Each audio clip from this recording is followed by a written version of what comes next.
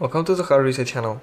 Today you'll find out if the VIVO X300 Pro has slow motion recording or not.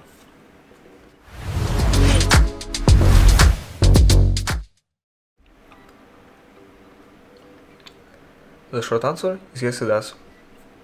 To see how it works, open the camera and scroll right until you reach the More tab.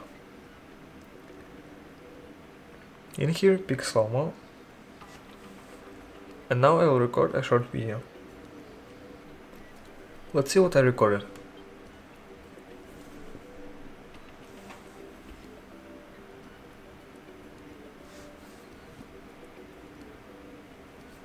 As you can see, slow motion works perfectly fine. Thanks for watching, subscribe to the Hard Reset channel for more videos, leave a like, leave a comment, and goodbye.